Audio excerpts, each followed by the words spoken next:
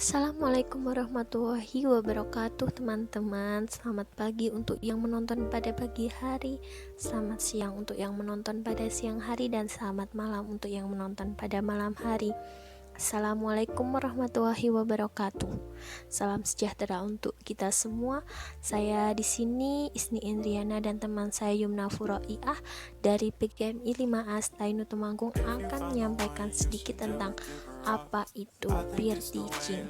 Baiklah, yang pertama, apa itu peer teaching? Sebelumnya saya sebutkan bahwa peer teaching adalah suatu metode pembelajaran di mana metode pembelajaran ini berfokus pada siswa. Dalam bahasa Indonesia, peer teaching ini disebut dengan tutor sebaya. Mungkin peer teaching ini adalah metode pembelajaran yang sebenarnya tidak baru, sudah lama diadakan. Namun keefektifan atau tidaknya itu biasanya tergantung dengan pelaksanaannya. Baik, selanjutnya, apa itu peer teaching atau tutor sebaya? Menurut para ahli, yang pertama dari Edward L. Joneket dan David Koppel dari American Education Encyclopedia menyebutkan bahwa tutor sebaya adalah sebuah prosedur siswa mengajar siswa lainnya. Nah, mungkin teman-teman sambil bisa menyimak bahwa tutor sebaya ini adalah pembelajaran yang dilaksanakan oleh siswa kepada siswa. Jadi kerjasama di antara keduanya. Kemudian tipe pertama adalah pengajar dan pembelajaran dari usia yang sama atau same age. Kemudian tipe yang kedua adalah pengajar yang lebih tua usianya dari pembelajar atau cross age, dan tipe yang lain kadang dimunculkan pertukaran usia pengajar. Namun pada dasarnya siswa dilakukan kepada siswa. Untuk yang selanjutnya kita slide dulu. Yang kedua dari Winarno Surahmat menyebutkan bahwa tutor sebaya merupakan salah satu strategi pembelajaran untuk membantu memenuhi kebutuhan peserta didik.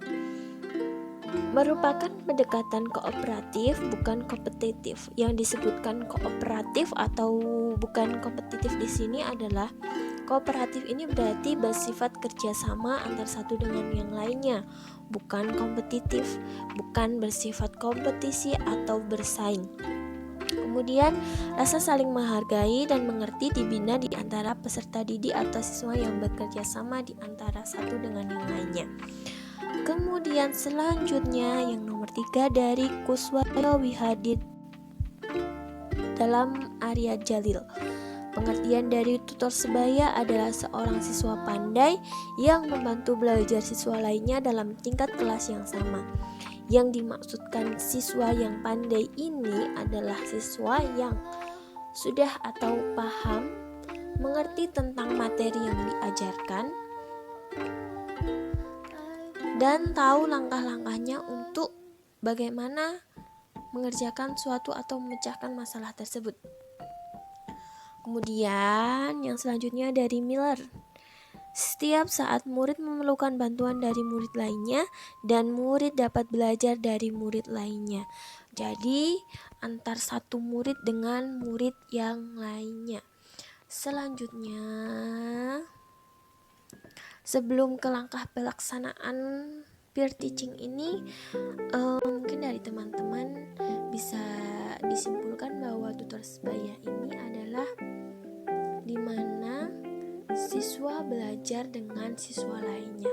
Yang dinamakan sebaya jadi setara. Teman yang satu mengajarkan teman yang lain, siswa yang satu mengajarkan siswa yang lain, senior mengajarkan junior juga bisa ya. Jadi tutor sebaya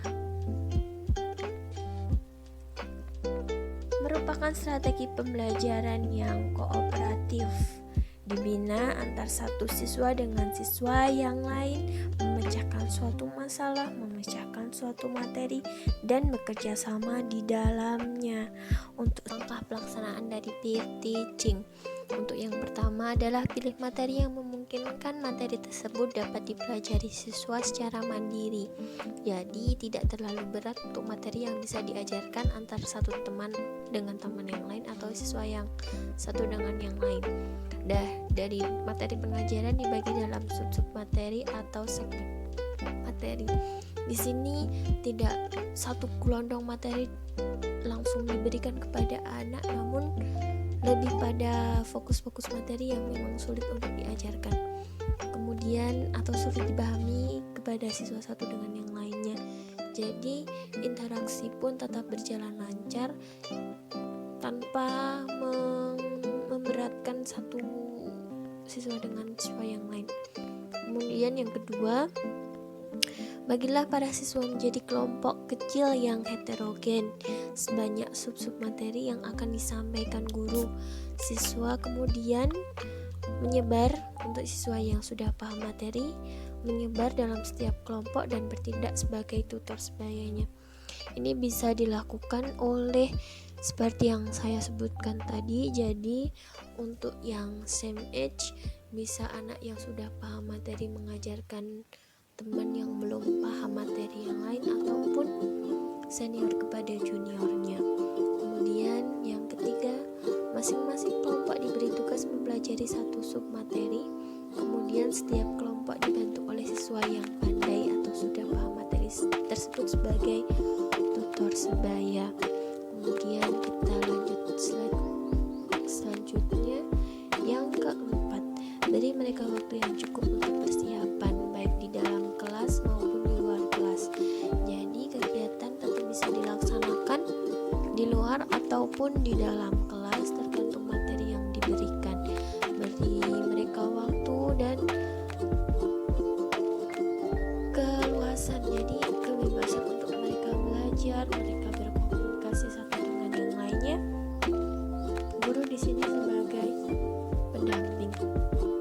Jadi tidak harus guru harus banyak memberikan materi begini atau begitu. Namun diberikan keluasan mereka untuk memecahkan masalah, berkomunikasi agar mereka lebih leluasa.